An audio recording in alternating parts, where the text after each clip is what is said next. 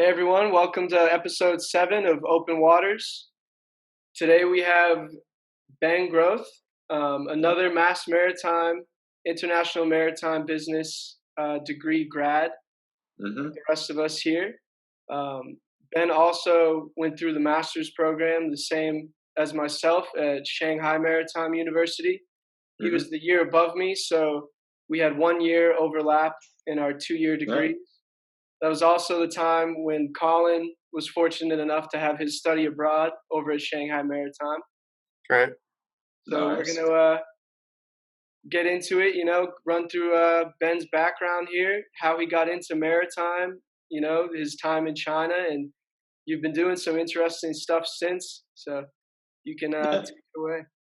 Um, I got well, in high school, I was applying to naval architecture schools. The one I was thinking about was up in Halifax, and my parents were like, well, that's out of country, so look again. Um, Yeah. and so Mass Maritime came up because I was lifeguarding, and one of the brothers of the people I was lifeguarding with, he went to Mass Maritime. And so that's how I learned about it, applied, got in, 4 years there in the International Maritime Business Program. Originally wanted to go ship out, but I didn't want that lifestyle. I knew that it was a grueling lifestyle. So I switched to the business in the first year and ran with it. Learned a whole lot, as all of you gentlemen have as well, and did 4 internships. The first two were with a company out in Colorado doing supply chain. Then I did another company out in Virginia, I think Maryland. There we go. Specifically in the maritime area. They flew me out to the West Coast, had some terminal experience there, going on a ship, riding it up from Port of LA up to Oakland. And then after that, did another internship in Boston, which was just on a financial aspect. So again, I really felt I got the broad range of what the maritime business, supply chain, all that offers. Graduated there, then I went to Shanghai Maritime University, as Matt said, studied their international trade, wrote my thesis on how people perceive foreign made products and how that impacts their evaluation of the product, as well as how it impacts their intention to purchase the product. So, for example, we all see, hey, this product was made in China. Well, is that going to really affect how I'm going to buy the product or not? In most cases, it won't. Some cases, it will. Depends on the type of product as well as a person's experience with that product. All of it comes into play, and then of course, price is the king, and that's ultimately what the thesis tells you. Um, and then after that, applied to the place I'm at now, Long Beach Container Terminal, and have had a wonderful 2 years there, coming up on there soon. Um, and I think it's one of the most automated terminals here in the US, if not the most. I don't know the exact statistics, but it is definitely at the forefront of leading automation, which is important. It's what the maritime industry is transitioning into, from top down to bottom. I mean, we got Tesla trucks. We have the automation in not in our terminal, but you have that's coming. You have they're talking about Rolls Royce automating ships already, and the terminals are all part of that as well, and that's what our terminal is doing. Yeah, that's really cool stuff, honestly. And the U.S. is obviously we're lacking in automation, right? For in the hmm marine terminal space, you look at like Rotterdam. What are they like? Almost, if not already, 100% automated. And it was something that we dealt with when I was doing my internship in Philly. Is that a lot of the unionized labor were actually like hmm against? Obviously, they were against automation, which makes sense. Like, but yeah, there was like times where people were like purposely destroying equipment and stuff to stop Ooh, the yeah. automation. Yeah, like some craziness. But what is kind of your involvement with the automation process and bringing CT to like the next stage of automation? Um, well, I'm a operations manager there, specifically working in the rail department there. So we get trains in, they go out, we load them, discharge them, that whole area. Then also working with labor, it's really a catch-all to really just it's the operations of the terminal. I do give my input once in a while to the IT team, the development team, just on more of a user end guide of how to, hey, this would be helpful. This is how it's kind of perceived and how it could better help the automation because then we can run with it. So that's my end. I'm not personally involved in really the development of the automation of all that. That again is, brilliant minds working together on the other departments. But again, we're the end users, especially in our role and our capacity as the operations managers, especially when it comes to directing labor as well as directing certain labor with how to use the automation. Of course, you have clerks, and our terminal, they have to learn how to use this, and so it means we need to know it top down to bottom as well. And yes, there's contention between the automation, but it's surprising what I've heard is that a lot of people have enjoyed, a lot of labor has enjoyed working at the terminal because it's seamless, it's much easier, and it's also safer. Um, and it's a smoother operation from what I've heard. I've never had the opportunity to work at a traditional terminal, but everything I've heard has really kind of been good news. Again, there's contention, but that's going to happen with any growth in the world. At your terminal, do you notice a difference between you versus competitors as far as the moves per hour, or at least the productivity? Is it pretty clear cut, the benefits of automation? I haven't looked too much into the actual statistics of the moves per hour. I was actually waiting for the 2020 reports all to come out for the Port of LA Long Beach to see and finally compare. Um, but I do, yes, it is known that we do get a lot of gantry moves per hour, lifts per hour, depending on the types of cranes, as well as the fact that in the yard it can be working while none of the other cranes are working, and it can organize containers to better suit when we do go into the next shift. Hey, your containers that you need are now on the top, and you can just immediately peel them off. There's no having to you don't have to do as many rehandles. And that all together adds into just being able to move more cargo on all ends, the train, on the gate side, as well as, of course, the vessel side. Nice. Is there like some sort of port internationally that you guys kind of benchmark across? Because sophomore year at Mass Maritime, I took a trip to Singapore in PSA. I'm pretty sure they're almost fully automated. And Mhm. and then Connor, you were mentioning Rotterdam, so I wasn't sure if you guys were maybe benchmarking across like some sort of terminal internationally. I'm sure again from both from the grand overview of the terminal as well as from the IT perspective, they do hold benchmarks and compare. But I also think that just geographically where we're located, not only physically on the West Coast, but also physically within the harbor complex, offers, it's not a, hey, we can compare ourselves directly to the next person or the next terminal with those types of benchmarks. But again, I'm sure on the grand overview, they do benchmark.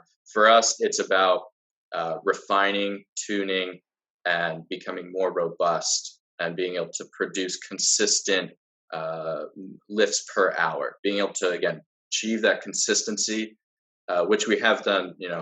Again, I was fortunate to come on when a lot of the infrastructure has already been in place and a lot of the sorting out some of the very big technicalities and the tuning had already happened.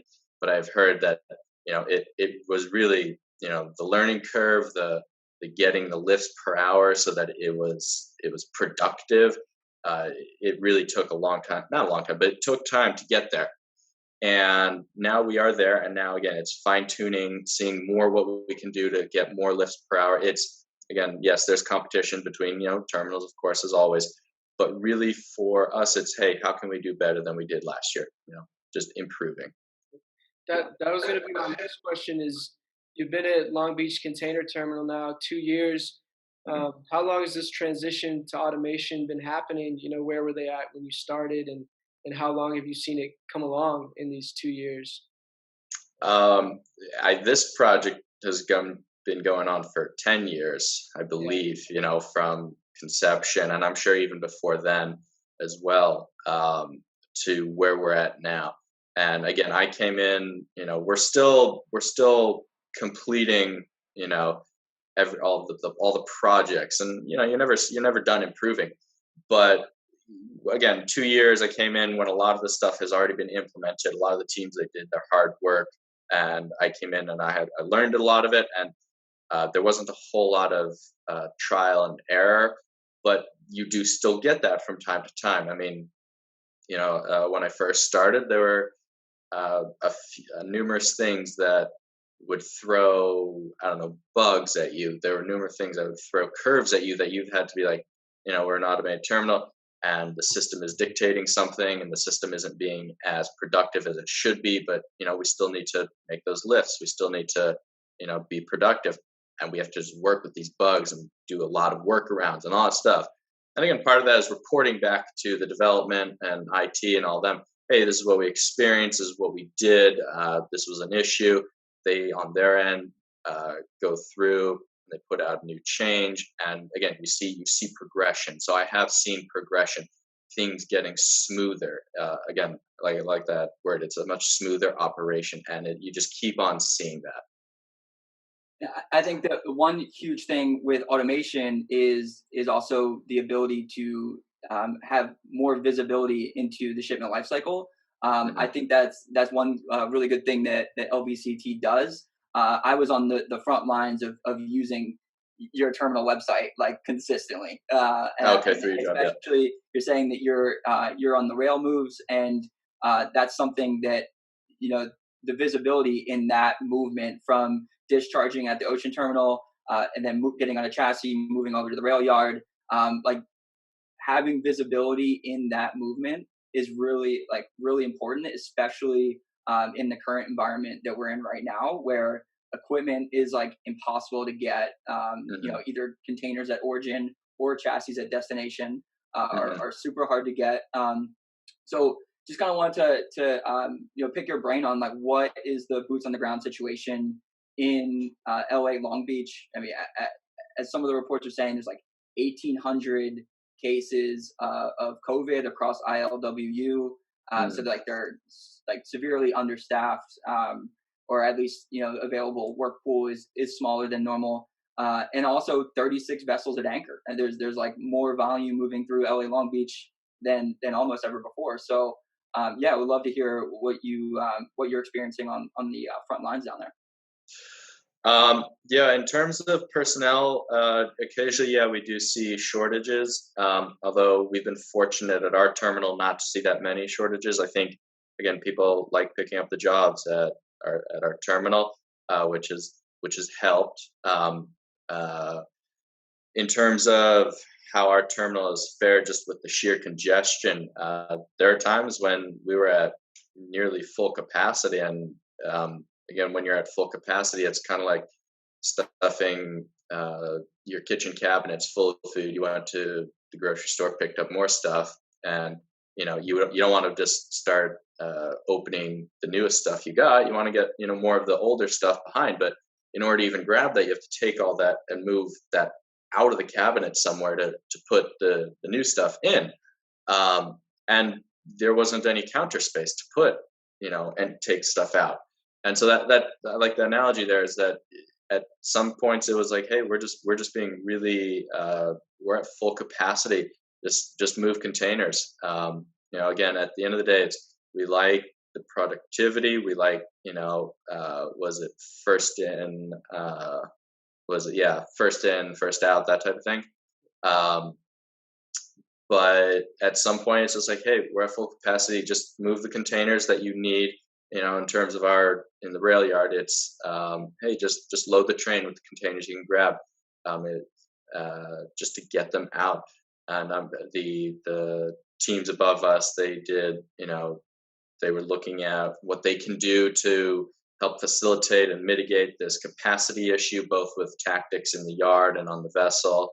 On the rails for us, it was just, hey, just load the trains right away with what you can grab.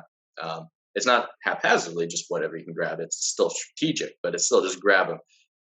And you refine your strategy. And that's one of the cool things that our terminal has, is that you can implement different strategies to mitigate and respond to different issues. I think that's been fortunate for us. Again, we were at full capacity, and it's becoming more unmanageable.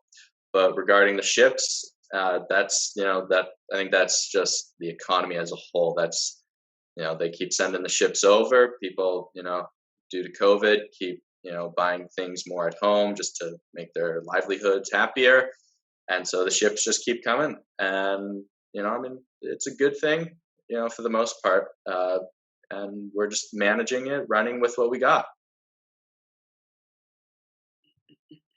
Yeah, it's definitely something good for all the asset owners in play, the carriers, the terminals, and all that. But to kind of switch gears here, Mhm. what kind of skills do you think allow you to kind of good at your job that you're doing right now that maybe could tell people who are interested in going along the same path? Yeah, I think there's a couple things, and I think a lot of it comes from just the training at Mass Maritime. One of the biggest things is the work hard, play hard mentality. You work hard, and I think that's overall in the entire maritime industry, whether you're in the ships, whether you're doing the logistics, whether you're at a terminal, whatever it is, you're working hard, but you also get to play hard. But again, it's the working hard. I think another question a lot of people like to ask, coming from Mass Maritime, was what type of leader do you want to be? What's going to be your approach? And I think a friend a long time ago said, situational leader. There's no one strategy that you can just implement and just run with and never have to change. I think again at our terminal is like, hey, we've reached capacity. Let's change the strategy up a little bit, mitigate, and then we can refine it a little bit later. I think that's a leadership and a management style to have, is that you have to be open to listening to who's talking to you, whether it's labor, management, above you, coworkers.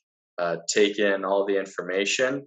You do have to think, on your feet a lot of times and quickly come up with ideas, but it's pertinent to the strategy. And I think those are the big two things: is work hard, play hard, and the situational leader. And again, being good, savvy with technology is important. I know that when I graduated Mass Maritime in 2016, technology wasn't a huge. We didn't learn a whole lot about technology at that time. It's been almost 5 years since I left, so I don't know what the curriculum for technology has, but I think it's important to have that at Mass Maritime. Not just, hey, how to use Microsoft Office and that stuff, but really learning more about technology, networking, stuff like that is going to be important going forward, and having the situational awareness, being able to approach a situation calm and respond with ideas, solutions that also include safety in mind, because that matters too, especially at terminals. Yeah, that's a great point about being a situational leader, and I think it really hits home with everything that happened with COVID in 2020. I think a lot of companies, a lot of employers and employees learned that, the Mm-hmm. value of being adaptable. Yeah, it's important. Everyone's had to adapt to it, whether it's you're at home, whether it's a job change, or whether it's at your current job, and just the dynamic of how your company runs has had to change. Therefore, your capacity with that company might have changed. All right, here's a little bit of something extra, a new role for you to take on, maybe because your current role isn't as big. And again, it's just, I think that's all just part of life. Just rolling with it, being able to be adaptable. It's a massive quality. That's a huge quality to have. Yeah, and a similar question to Colin's question, and this is something that I brought up on the podcast before, and I mentioned that my past experiences through my internships or through a previous job how they like really did prepare me for like my current role. And I see that especially with my time spending at the terminal in Philly, working container ops, and it's just like I was only there for 2 months, 2.5 months, Mhm. but I still like to this day like think back onto the situations that I was in dealing with unionized labor, and then just like dealing with like damaged containers or like delays of discharging, and like thinking in that context just because I've felt it before, and like Mhm. I know what it's like on the operational end, and then like using them day to day throughout my current role, and that experience has been invaluable, and like looking back on it, like I would have accepted the internship had it been completely free. Maybe I would have Mhm. even paid for it, Yeah. because honestly I reference it all the time. So looking back on your career so far, and your past experiences, like what is there anything that sticks out to you that just like this helps me all the time? Um, I think one big thing is Excel. I mean, and that is one of my big strong suits, and just learning more about it, going more into like the VBAs, coding. Everyone uses Excel. I know with technology, you get a lot of software applications and that stuff that can do a whole lot more. And it's specifically designed for whatever the company is. But Excel has been tremendously useful, and I know it offers a whole lot of solutions, ways of looking at problems, organizing data. So I mean that's one thing that's just been really useful. Another one is staying in touch with your network, and people that you've become close with, learned from, all of that. Whether it's been internships, teachers, whether it's been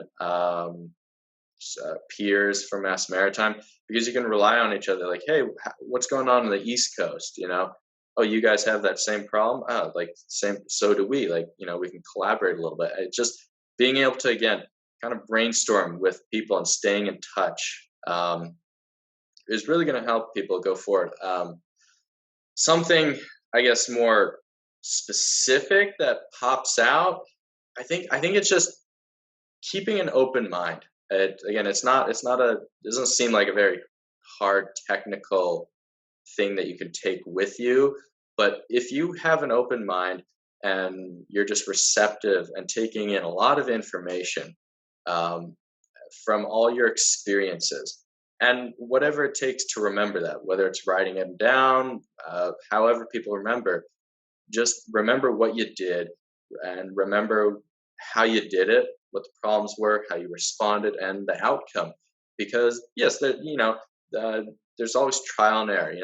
We all fail, but we learn from the failures. And so, and you also can learn from your successes too. And you take that with you, and you accumulate all of that with you over your career. There's nothing specific that sticks out. That's I say, hey, I use this every day. Maybe aside from Excel. Um, there's nothing specific that I use every single day, but there's multiple problems I'll come across maybe once a month, once a year. They're like, oh, I remember, I did something sort of similar like that, maybe in an internship or maybe for, graduate school or something like that. And again, you take it, maybe look back at it. Oh, that's what I did. And then you apply it. And having an open mind and remembering what you did and just taking from those experiences, I think is going to be valuable. Remembering what you did. Yeah.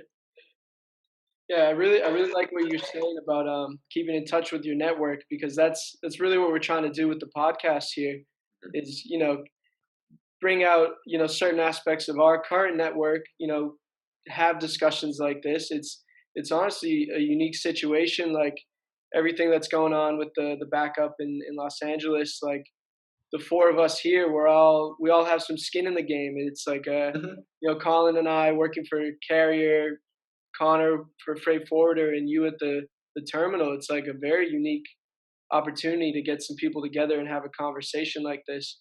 And we're just trying to like invoke conversations and bring up our current network and expand it into new people. Yeah.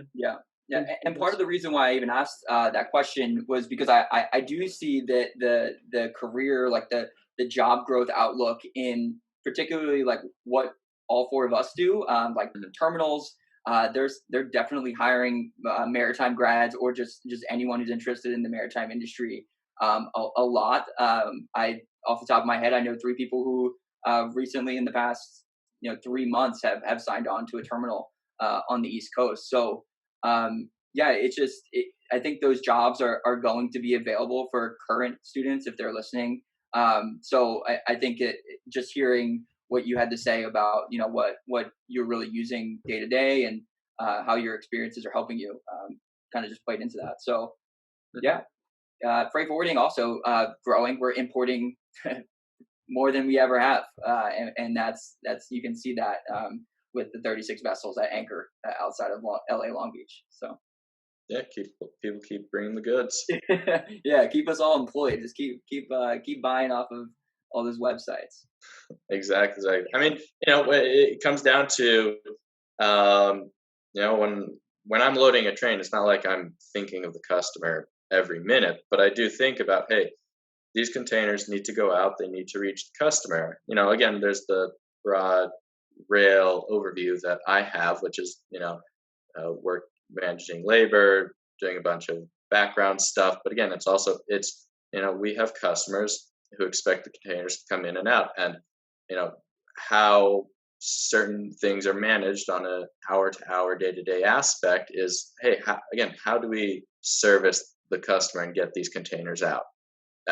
Especially in the midst of COVID, when, hey, it's pertinent to really, continue the flow of cargo through the terminal. It's not a oh, we'll catch this later type of deal. It's no, what can we do to make it happen now, today? Yeah, and that's an interesting perspective because ultimately the terminal's customer is the steamship line, right? Mm-hmm. Or the rail line. And for me in freight forwarding, like I'm almost solely worried about the customer. Like the customer is in my ear telling me, "Hey, we need this container. What's going on?" Yeah. Okay, let me look at Long Beach Container Terminal's website. Let me see what's going on with the visibility. And that's why I brought up the automation bringing into visibility is because I think clients for freight forwarders. I think or BCO clients, anyone. I think they're interested in visibility, and I think that they're willing to pay for visibility because the shipment life cycle is like such a black box, and like it really is hard to be like, where is my container right now? Like you wouldn't think that'd be that hard to answer, but ultimately there's so much complexity. It could be on the back of anyone's truck or anyone's chassis at the terminal. So yeah, it's just overall interesting to hear your perspective and how that works. Yeah. People like that information feedback. When we all order stuff off Amazon or something like that, it's like, all right, where's that shipment? Check back, tomorrow. Well, okay, cool. It moved, from location A to B. It'll be here in 2 days. We like that, and that's one of the things that the automation offers to the customers, knowing where things are and how it's progressing. Yeah. Do you ever find yourself geeking out over like you order something and you're like, I wonder where that's going? Because maybe is that just me? Like, a little bit. I mean, I ordered some, fitness equipment just because the gyms have been closed, and I guess on that fitness website, it was like, oh, this is being shipped from China, and I was like, all right, let me see what city it's in and like how it's progressing, and the fact I don't know how long it took to get, but I was like, oh, okay, it's going straight through the maritime supply chain to get here. And I was like, that's cool. I mean, we all know the maritime industry is, the gateway for all the goods, but it's cool when you're like, wow, it's directly impacting something I want now. Right. Yeah. Yeah. And then something's delayed and you're like, it's definitely not coming through LBCT because it wouldn't be delayed, right? Exactly. I'll just go grab it myself then. Yeah, perfect. Yeah. All right. Well, that just about does it. Got a few All right. minutes left on the Zoom here. Yeah, yeah. Anyway, Ben, seriously, thank you so much for joining us. I know this is kind of last minute, but it's great to have again to have your perspective because LA Long Beach, it really is like such a hot topic at this point because so many shipments are delayed across the whole the whole port. So I know people are going to be interested to listen to this. So yeah, thank you so much for joining us on Open Thank you for having me. I appreciate it. Yeah. Awesome. Thank you. All right, boys.